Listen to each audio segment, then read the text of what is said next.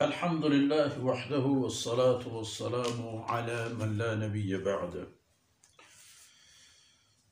أعوذ بالله من الشيطان الرجيم.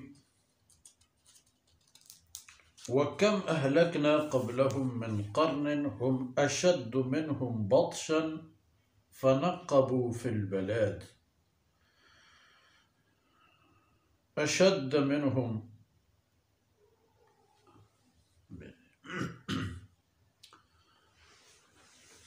الحمد لله وحده والصلاة والسلام على من لا نبي بعده.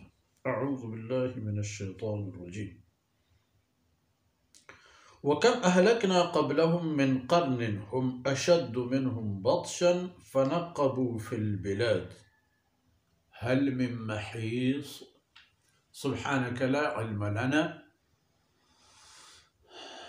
إلا ما علمتنا إنك أنت العليم الحكيم. رب اشرح لي صدري ويسر لي أمري واحلل عقدة من لساني يفقه قولي واجعل لي وزيرا من أهلي. رب زدني علما وارزقني فهما. ثم أما بعد. گرامی قدر بھائیوں بہنوں اور پیارے بچوں،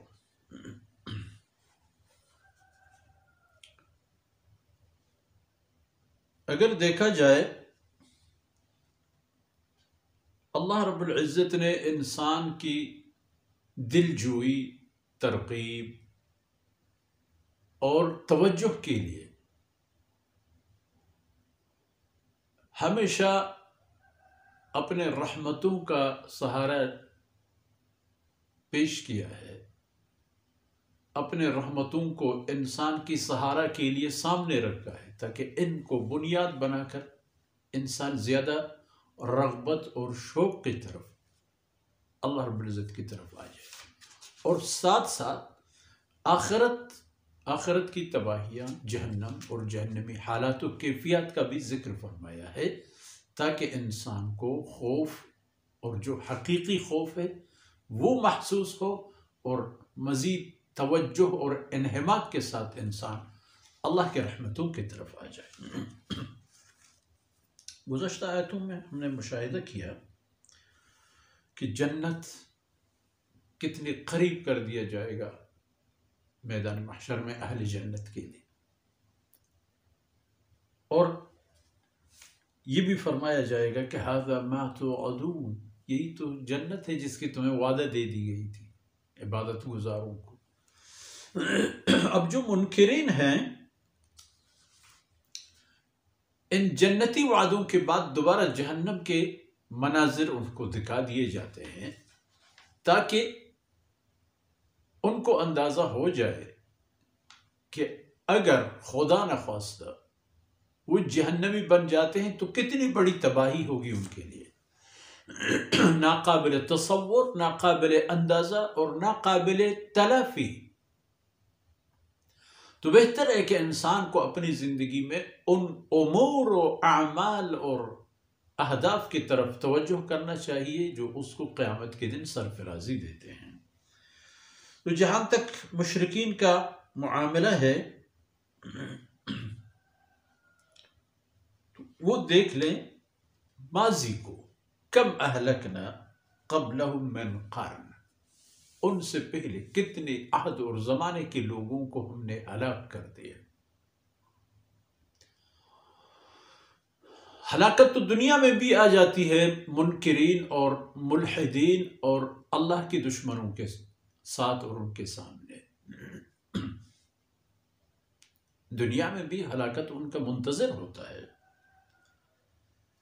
ماضی میں جا کے ذرا کم اہلکنا، کتنے اقوام ہم نے ہلاک کر دی، اور وہ کیسی قومیں تھی، ہم اشد منہم بطشا،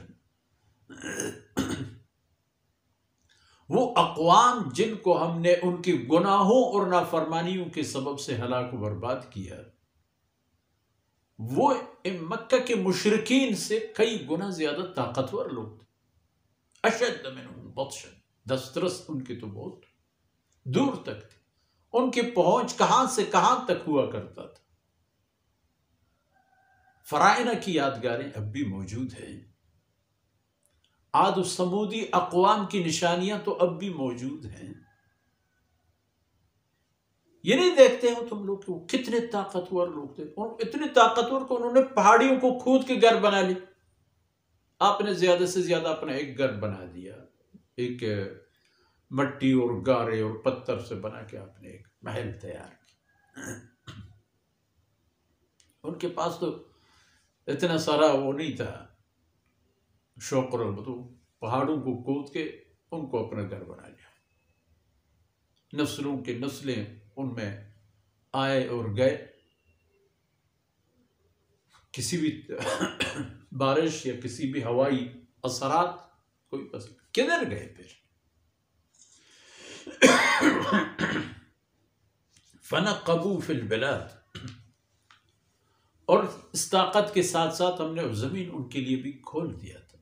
جہاں چاہتے جاتے آتے، تجارتیں تھیں، سیر و تفریح، تجارت، سلطنت، فتوحات، یہ سب ان کے لیے آسانیاں تھیں. حل من محیص. آج جب اللہ کے عذاب ان کے لیے آیا تو کوئی راہ فرار مل گیا ان کو، کوئی نجات کا راستہ کہ بھاگتے ہوئے وہاں وہ پناہ لے، ہو گیا کوئی ایسا ان کے سامنے ایک راستہ، ایک حل نہیں. تو تم لوگ کون ہوتے ہو؟ تو تم لوگ اگر اپنی حیثیت سے بڑھ کر زور لگاتے ہو تو انجام کار کیا نکلے گا؟ کہ تم لوگوں کو بھی ان اقوام کی طرح زوال سے واسطہ پڑے گا. اس دنیا میں نام و نشان مٹ جائے گی اس دنیا میں، اور آخرت میں جو وعید آ چکے ہیں وہ پھر تمہارے منتظر ہے.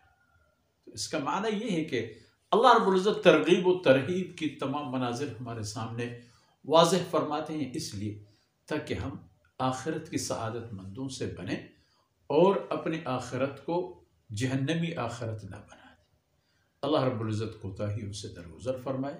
وصلی اللہ علی نبینا محمد وعلی آلہ وصحبہ اجمعین.